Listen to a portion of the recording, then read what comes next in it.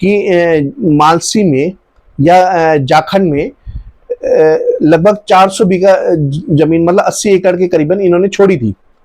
वर्तमान में जब 52 के बाद जो उन्होंने 80 एकड़ 120 एकड़ वो छोड़ी, उसके बाद 80 एकड़ और वो जमीनें जो आई हैं वो गई कहाँ, मतलब लगभग 450-500 बीघा जमीन जाखंड में है।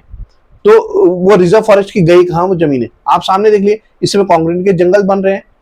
तो देखिए कथनी और कथनी में बहुत फर्क है। रिजर्व फॉरेस्ट और स्टेट फॉरेस्ट सब इस समय भूमाफियाओं, सफेद पोश और अधिकारियों की मिली भगत से ये सारे के सारे भूमाफिया बेचे जा रहे हैं। और आप एक जो हमने पीएल डाली थी, हमने उसमें स्पष्ट कहा था 11 अक्टूबर 1952 का जो गजट नोटिफिकेशन है उसमें चुगान के लिए छोड़ी गई थी जमीनें।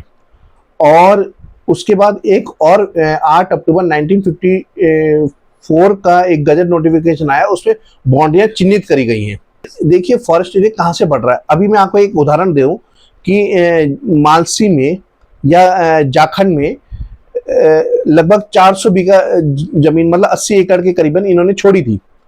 वर्तमान में जब 52 के बाद जो उन्होंने 80 एकड़ 120 एकड़ वो छोड़ी, उसके बाद 80 एकड़ और वो जमीनें जो आई हैं वो गई कहाँ, मतलब लगभग 450-500 बीघा जमीन जाखंड में है।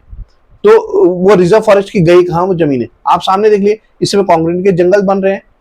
तो ये जो आप जो एक बोल रहे हैं कि जंगल का एरिया बढ़ रहा है, कहीं नहीं बढ़ा। मैं आपको पूरा डाटा दे सकता हूँ, मेरे पास पूरा एक एक चीज का रिकॉर्ड है, और वो सारा का सारा भूमाफियाओं द्वारा और राजनीतिज्ञ लोगों द्वारा ये सारी की सारी जमीनें खुर्द-बुर्द कर दी गई है। धारा 4 जब ये धारा 4 का 11 अक्टूबर 1952 में जब बाउंड्रियां खोल दी गई हैं, उसके बाद फिर इन्होंने जो कुछ जमीनें धारा 20 में रिजर्व फॉरेस्ट में रखी हैं, और धारा 4 के बीच का जो डिफरेंस है वो जमीनें तक गायब हो गई हैं। तो आज की वर्तमान स्थिति, आप ना तो आप धारा 20 को प्रॉपर बचा पा रहे, ना धारा 4 को आप प्रॉपर बचा पा रहे, और जो आपकी चुगान की जमीनें भी थी वो भी सब फॉरेस्ट की भूमाफियाओं द्वारा खुर्द-बुर्द कर दी गई हैं।